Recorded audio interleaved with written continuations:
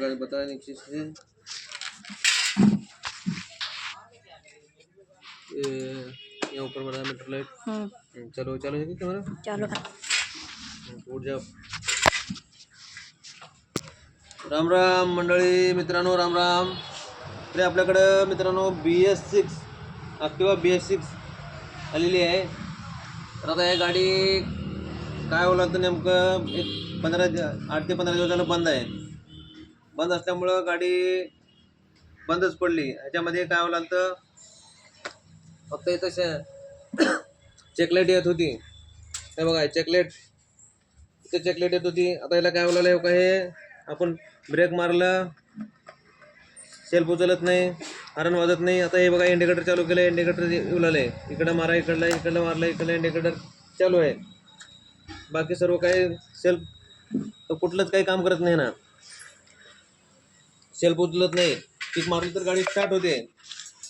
तर आपल्याला self start करायचं तर ह्याचं नेमकं प्रॉब्लेम काय, आपण पूर्ण त्याला आपण ECM चेक केलं,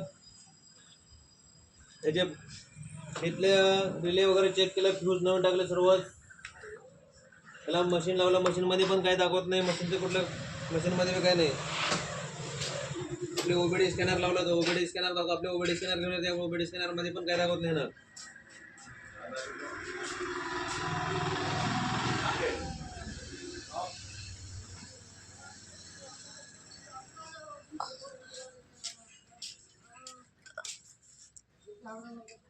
ते OBD स्कॅनर लावलं होतं आपण मित्रांनो, OBD स्कॅनर लावलं तर पण चेक करून घेतलेला आपण, OBD स्कॅनरमध्ये पण काही दाखवत नाही, याला कुठलं काही हे दाखवत नाही।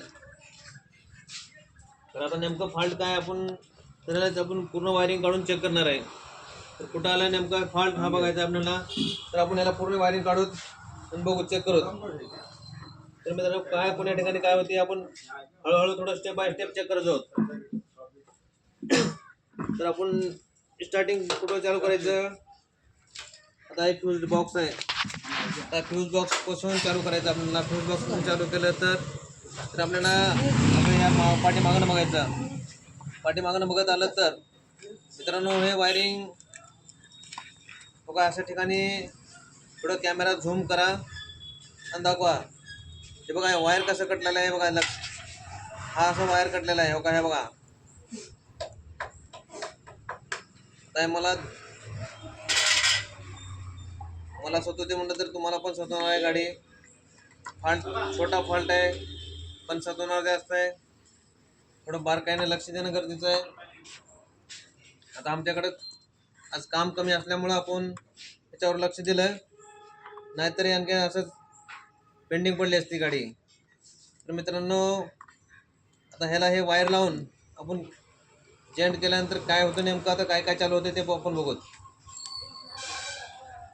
आता हा बघा जॉईंट करणार आपण, आता ह्याला काय करणार असं, आता हे जॉईंट केलं आहे मित्रांनो। आता ही चावी ऑनच आहे, आता हे ऑन केलं चावी आता। तर हा बघा हे आपण इथलं हॉर्नचं वायर काढलं लावलं, हे बघा हॉर्न चालू। तर आता ऑन केलं की बघा हे बघा चालू झालं, करंट आलं, सर्व व्यवस्थित झालं। आता तुम्हाला बघा मित्रांनो हे आणखीन तुम्हाला चेक करणे, आता हे वायर बघा, हे वायर जॉईंट असलेलं काढून टाकणार आपण।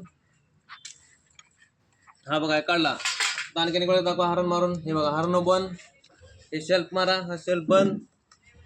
तर छोटा प्रॉब्लेम, छोटा एका वायरामुळं आपल्याला गाडी 2 दिवस ठेवावं लागलं, 2 दिवस लागले मित्रांनो चेक करण्यासाठी। म्हणजे 2 दिवस करावं लागले, तर आपल्याकडे काम भरपूर असते, काम असल्यामुळे आपण थोडंसं याच्यावर लक्ष दिलं नाही।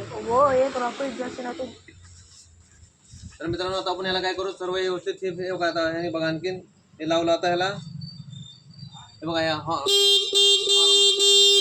आता लगेच सेल्फ,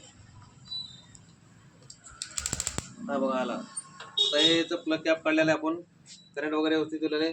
प्लग कॅप घ्या रे, प्लग कॅप कुठे आहे, प्लग कॅप बघा। अवा काय एवढी तर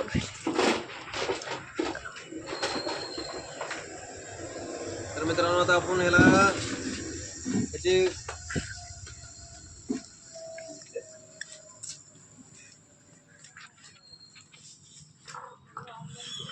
हे कोणी पण बघत नाही मित्रांनो, याच्यावर लक्ष जात नाही कोणाचं, हे पूर्ण एवढं खोलत नाहीत कोणी पण.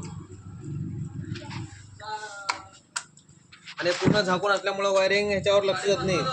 हे पूर्ण खाली असते असं वायरिंग, ह्याच्यावरती कॅप असते, ह्याच्यावर झाकण राहिलं असतं, त्याच्यामुळं कोणी लक्ष देत नाही.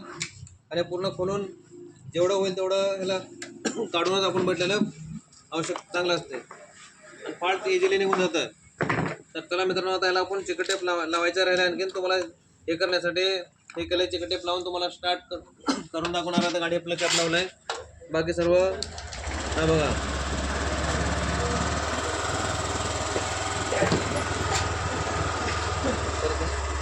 धन्यवाद मित्रांनो.